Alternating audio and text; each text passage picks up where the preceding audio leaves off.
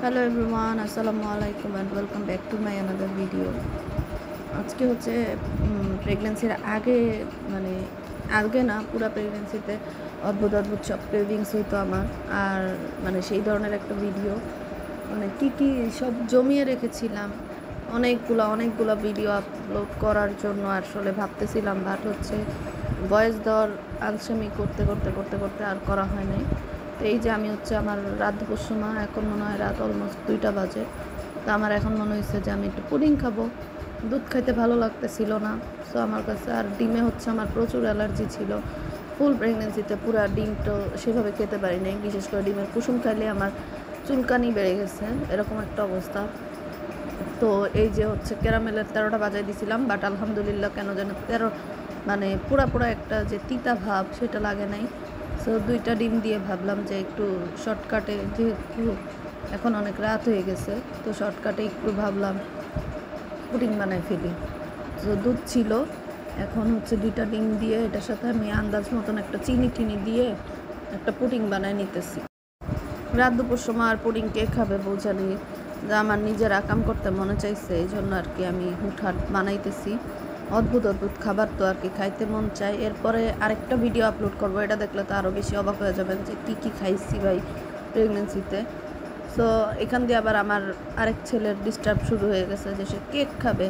So কোনো রকম একটা কেকও বানাই দিয়েছিলাম। আর এই হচ্ছে দুধের পরিমাণ ছিল 1 কাপের মতো, অলমোস্ট 1 কাপ বা 1 কাপের একটু বেশি ছিল মনে হয়।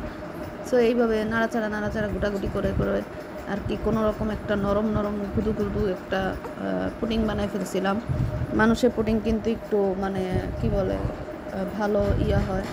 সো এই হচ্ছে আমার কি বলে পুডিংয়ের যে সসপ্যানটা, সেইটা এটার মধ্যে দাগ টাগ দেখে কেউ মানে কিছু ভাইবেন না, কারণ এটা হচ্ছে পার্মানেন্টলি আমি পুডিং বানাইলে এটার মধ্যেই কাজ করি। এই কারণে এটা তো আর আসলে ধুই না ওইভাবে, এই কারণে এটার মধ্যে একটু দাগ পড়ে গেছে পানির। সো আমার পুডিংয়ের ক্যারামেলটা কিন্তু সুন্দর মতন সেট হয়ে গেছিলো। অ্যান্ড আমি হচ্ছে গিয়ে ডিম আর দুধের যে মিশ্রণটা ছিল এটা দিয়ে দিছি। এই যে দেখেন, পিচ্ছি একটা পুডিং হবে, বাট হচ্ছে হালকা পাতলা আর কি। হঠাৎ করে মনে হয়েছে খাবো, তাই বানায় ফেলছি এটারে।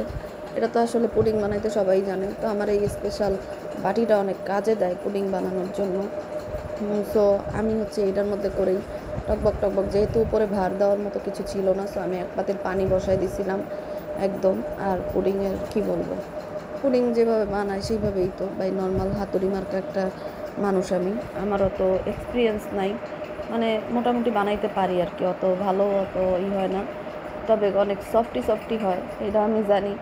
কারণ দুধের পরিমাণ বেশি থাকে আমারটাতে, ডিমের পরিমাণটা কম থাকে। ডিম বেশি হলে আর কি পুডিংটা একটু শক্ত হয়। তো আমার পুডিংটা অনেক তুলতুলে হয়। এটা হচ্ছে বানানোর পরেই দেখতে পারবেন যে কী অবস্থা।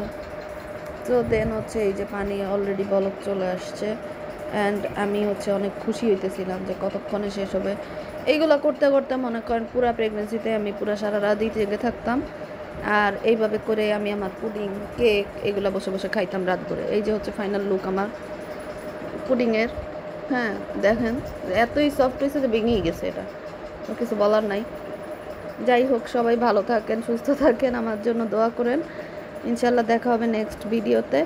ততক্ষণ পর্যন্ত আল্লাহ হাফেজ।